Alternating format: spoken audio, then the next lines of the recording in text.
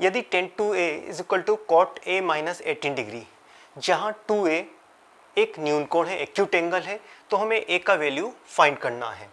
ये 8.3 एक्सरसाइज का 3rd number का क्वेश्चन है, जहाँ tan 2a is equal to दिया हुआ है हमें cot a माइनस 18 डिग्री, और 2a के बारे में बता रहे हैं कि हमारा एक्यूट एंगल है। तो सबसे पहले हम इसको लिखते हैं tan 2a is equal to cot a minus 18। हमें मालूम है कि ये जो फिगर है इसको हम कुछ cot के फॉर्म में लिखा जा सकता है, कुछ इस तरह से। देखिएगा, cot 90 minus 2a is equal to cot a minus 18 degree. ऐसा इसलिए लिखा जा सकता है, हमने फार्मूले पढ़ा है, फार्मूले में देखा है cot 90 माइनस थीटा को लिख सकते हैं हम लोग tan थीटा, या tan थीटा को हम इस प्रकार से लिख सकते हैं। तो अगले स्टेप में हम, नेक्स्ट स्टेप में हम क्या करेंगे, यहाँ भी cot है और यहाँ cot है, तो इस तरह से हम जो ये थीटा वाला जो पोर्शन हैं, ये इनको आपस में हम एक दूसरे से कंपेयर करा सकते हैं। तो हमारा आएगा 90 minus 2a is equal to a minus 18। ये a वाला जो 2a है इसको हम इस तरफ ले जाते हैं, 18 को यहाँ लेकर आते हैं, तो हमारा आएगा 90 प्लस 18, इसको यहाँ ले गए तो 2a और a आपस में 8 हो जाएंगे, तो आएगा हमारा क्या, 3a। तो नेक्स्ट स्टेप में हम लिख सकते हैं 108 upon 3 is equal to a। तो a का वैल्यू क्या निकलेगा हमारा, a is equal to 36 degree. जब 3 से इसको डिवाइड करेंगे, 3 3 ज़ा 9 और 3 6 ज़ा 18, तो a is equal to 36 degree. तो हमारा इस तरह से आपका आंसर आ जाता है। आंसर आ गया हमारा, angle a is equal to 36 degree. 8.3 का 4th नंबर का क्वेश्चन है, यदि tan a is equal to cot b, तो सिद्ध करना है, हमें प्रूव करना है a plus b is equal to होगा हमारा 90 डिग्री। तो सबसे पहले तो जो हमें दिया हुआ है हमने लिया उसको, tan a is equal to cot b। तो फिर हम एक काम करने वाले हैं, यहाँ पर इसको कुछ कन्वर्ट करके लिख लेते हैं हम इस तरह से, cot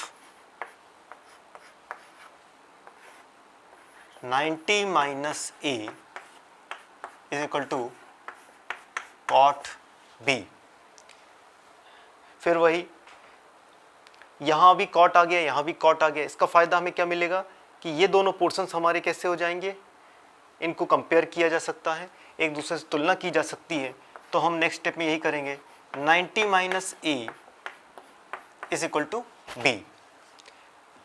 अब इस माइनस a को बराबर के उधर पहुंचा देते हैं, तो हमारा क्या आएगा, a plus b is equal to 90 degree. तो यही तो हमें प्रूव करना था, है ना, कि a plus b is equal to होगा 90 डिग्री। तो ये प्रूव होता है। एक्सरसाइज 8.3 का 6th नंबर का क्वेश्चन है, जब इंटरनल एंगल्स हमको दिए हुए हैं ए पी सी, और हमें बताना है कि sine b plus C by 2 is equal to cos a by 2 ये आपस में बराबर होंगे, जबकि हमें एंगल्स हमें बताए गए हैं कि ये इंटरनल एंगल है, a b और c हमारे आंतरिक कोण है, अंतः कोण है किसी त्रिभुज के। तो हम लोगों को ये मालूम है कि किसी त्रिभुज में हमारा angle a angle b plus angle c बराबर होता है 180 डिग्री। त्रिभुज के तीनों कोणों की जो माप होती है वो 180 डिग्री होती है। ठीक, तो इस बात को हम यहाँ लिख देंगे।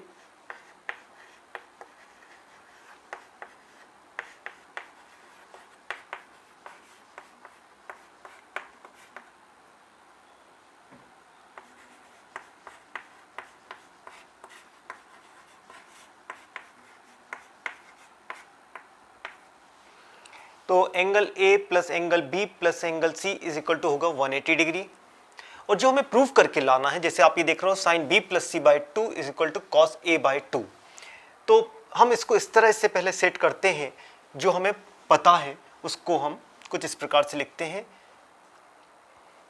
b प्लस सी को हम यहाँ रहने देते हैं, a को बराबर के उस तरफ पहुंचा देते हैं, तो हमारा आएगा b plus C 180 degree minus a।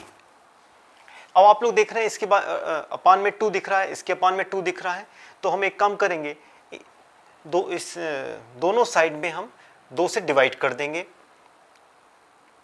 2 से डिवाइड करने पर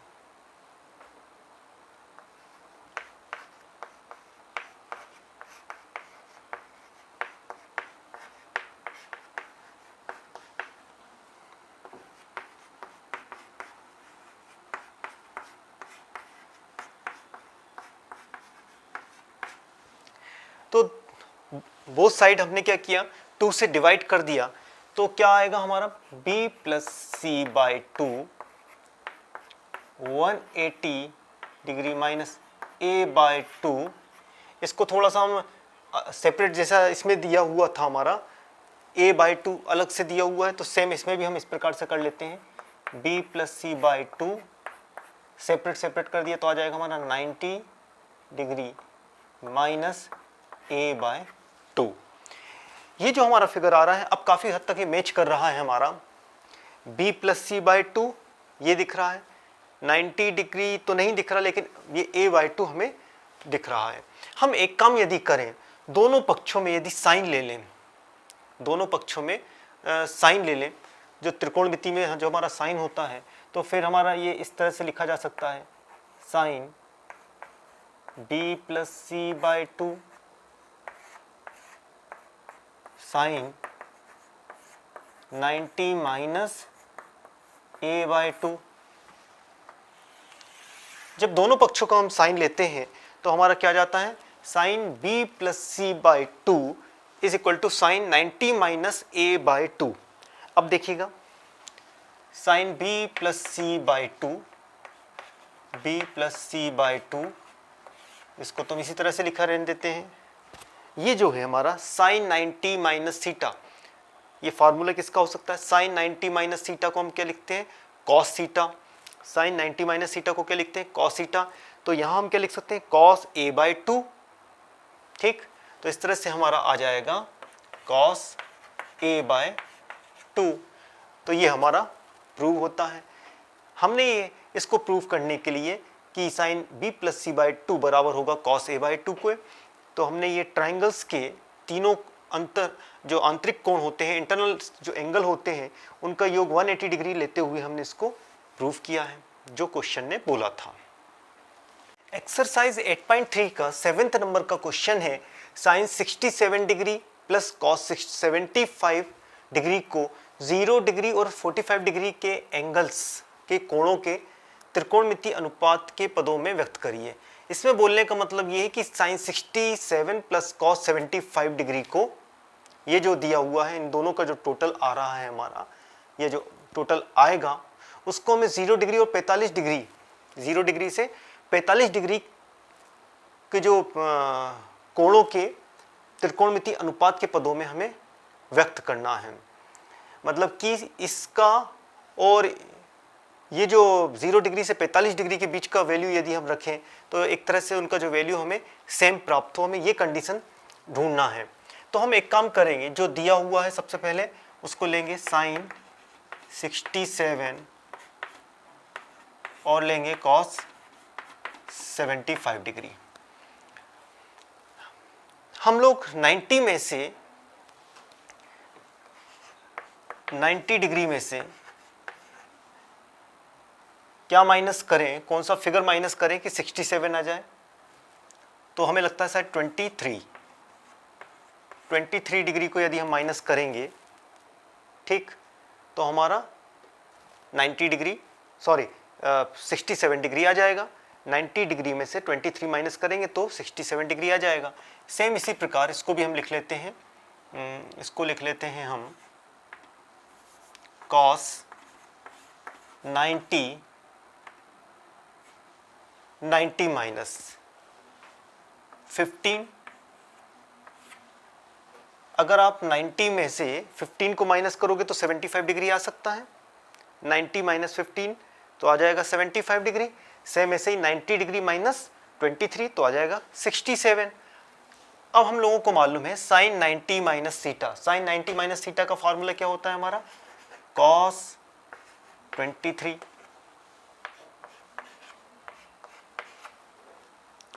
और कॉस 90 माइनस थीटा का फॉर्मूला होता है साइन 15 डिग्री। तो इस तरह से हमारा आंसर क्या हो जाएगा, cos 23 degree plus sign 15 degree. अब जो ये बात बोल रहे थे कि 0 डिग्री और 45 डिग्री के एंगल्स के बीच होना चाहिए, तो आप देखेंगे 23 और हमारा एक एंगल मिल रहा है 15 डिग्री, तो ये तो 0 और 45 डिग्री के बीचों बीच, मतलब बीच में ही स्थित है। तो इस तरह से ये हमारा सॉल्व होता है क्वेश्चन।